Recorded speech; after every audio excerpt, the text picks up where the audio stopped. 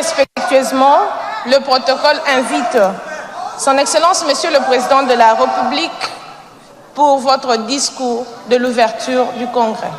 Excellence.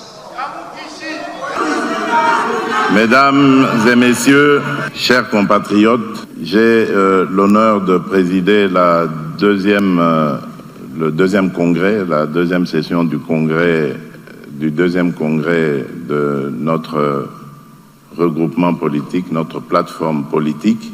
On a annoncé un discours, mais je n'avais pas préparé de discours particulier.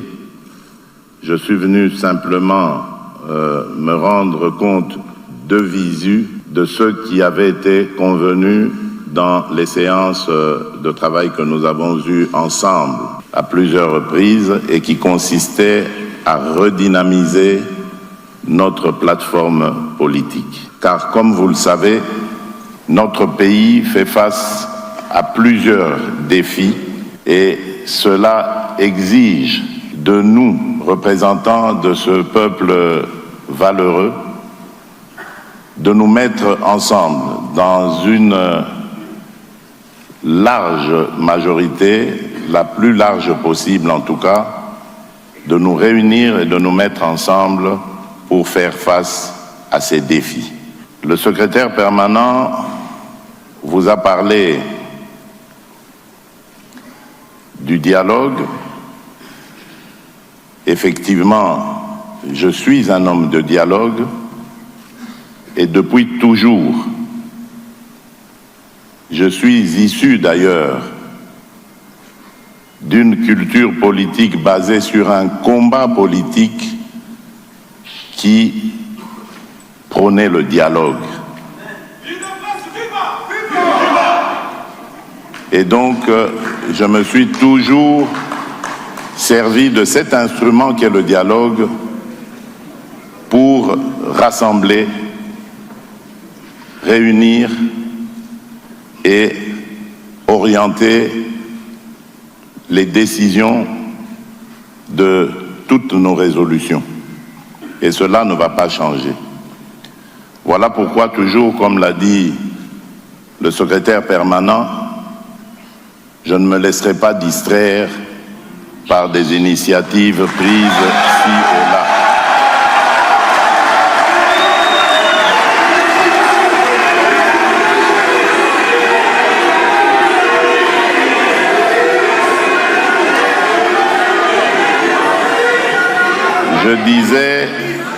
Je disais que, comme vous l'a dit le secrétaire permanent, voilà pourquoi je ne me laisserai pas distraire par des initiatives de dialogue prises ci et là.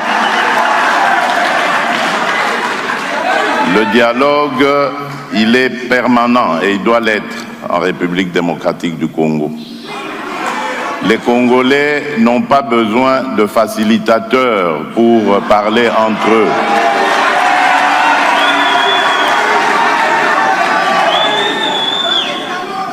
Les Congolais n'ont pas besoin de prendre des armes pour s'opposer les uns aux autres pour terminer par le dialogue. Les Congolais ont démontré qu'ils sont démocrates, qu'ils sont engagés pour la démocratie et l'état de droit dans leur pays. Et si tous les Congolais se mettaient dans cette dynamique, nous n'aurions plus de guerre, nous n'aurions plus des compatriotes qui vont se soumettre à la volonté de certains voisins pour faire du mal à leurs propres frères et sœurs. C'est ce Congo-là ou ces Congolais-là que nous devons combattre jusqu'à notre dernière énergie.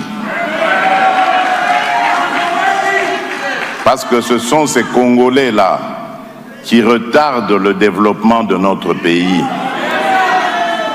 Ce sont ces Congolais-là qui favorisent les pillages de nos ressources naturelles, des ressources qui auraient pu contribuer davantage aux efforts que nous faisons pour redorer le blason de notre économie.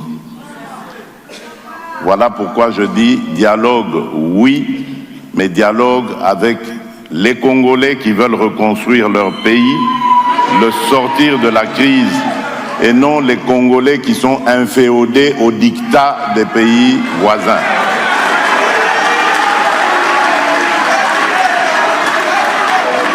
Et en tant que garant de la bonne marche de nos institutions, garant de la cohésion nationale, il n'arrivera jamais de dialogue en dehors de ma propre initiative.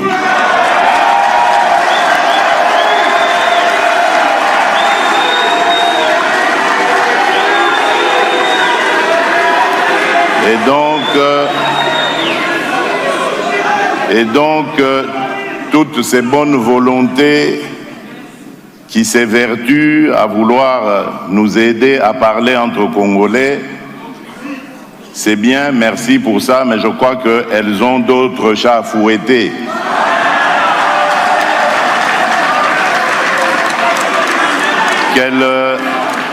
Qu'elles nous laissent régler des problèmes du Congo entre Congolais.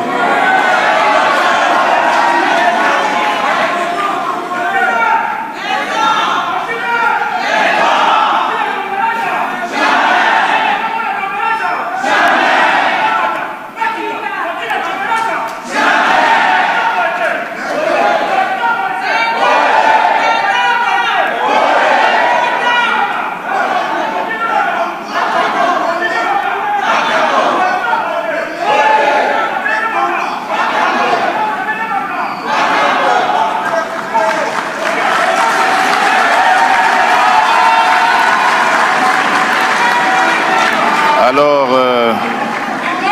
cela dit, je pense que la rencontre d'aujourd'hui, le deuxième congrès extraordinaire de notre plateforme, a pour soubassement l'adoption de la charte de la plateforme Union Sacrée, ainsi que son règlement intérieur. Et je voudrais ici vérifier d'abord si, comme nous nous étions dit, le processus a suivi son cours et a été respecté. Et je voudrais vérifier donc si cette charte et ce règlement intérieur, comme on me l'a dit, a fait l'objet d'une adoption à l'unanimité. Est-ce que vous êtes tous pour cette charte? Oui. Veuillez le manifester. Qui sont pour?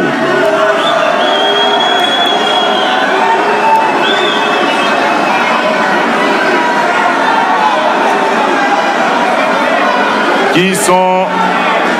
Merci, merci. Qui sont contre? Y a-t-il des congressistes qui sont contre cette charte?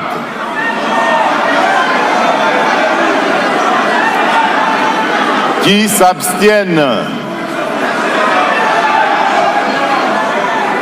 Les abstentions?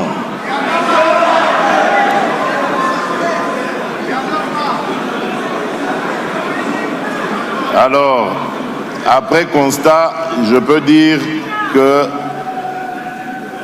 la charte et le règlement intérieur sont adoptés à l'unanimité.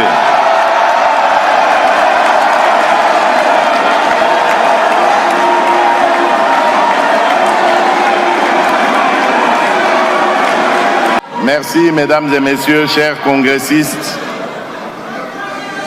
Je tiens à vous remercier pour la manifestation de confiance et de loyauté exprimée. Je vous fais le serment de ne jamais trahir le Congo.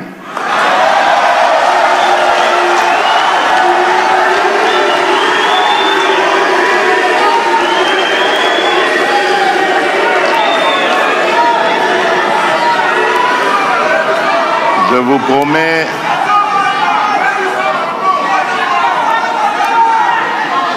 vous promets d'être engagé tout le temps que j'aurai les responsabilités de président de la République. Je vous promets donc de m'engager pour que ce pays, notre Congo, notre cher Congo, vive en paix avec lui-même, en paix avec ses voisins, en paix avec toute la communauté internationale.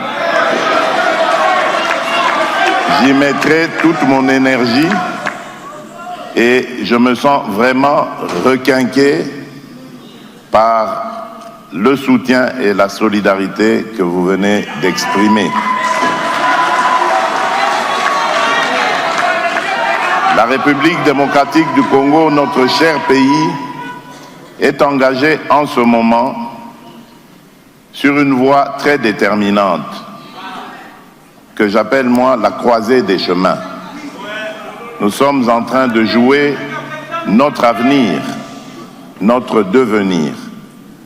Vous avez entendu parler des discussions de Doha et de Washington. Ce sont donc des dynamiques impulsées évidemment par ces pays amis, soucieux aussi de voir notre République vivre en paix. Et ce sont des dynamiques qui sont impulsées pour que les forces négatives étrangères nous laissent finalement et définitivement en paix.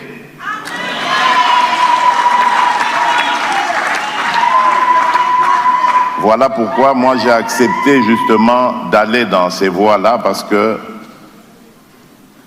ce sont des interventions extérieures qui ont toujours ruiné, en tout cas pour une grande partie, ruiné la voie du développement, les efforts pour le développement que la République démocratique du Congo, notre pays, voulait toujours engager.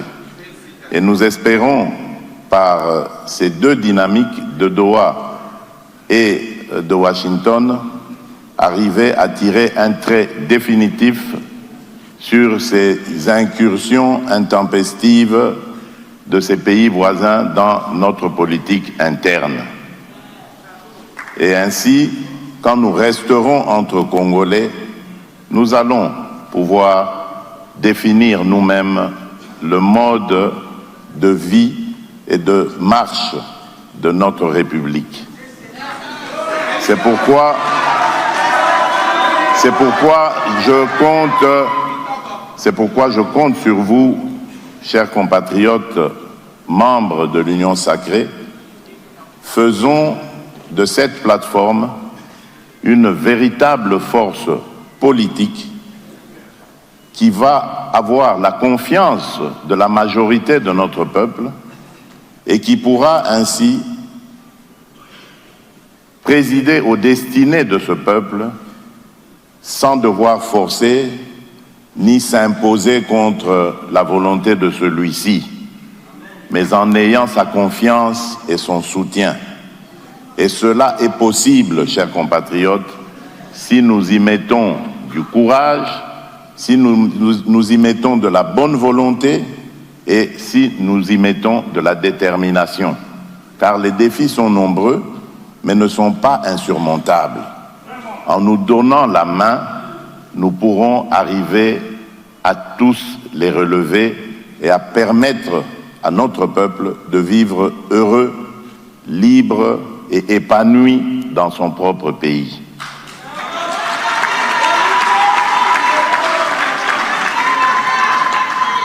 Comme vous le savez, je vous l'ai toujours dit, l'Union sacrée doit être cette arme politique, cette machine politique qui permettra au peuple congolais de pouvoir enfin avoir confiance en ses dirigeants et d'espérer un vivre ou une vie meilleure, un vivre ensemble meilleur que ce que nous avons toujours vécu jusqu'à présent. Cela dit, je déclare close cette deuxième session du Congrès extraordinaire de l'Union sacrée. Que Dieu bénisse la République démocratique du Congo et son peuple. Je vous remercie.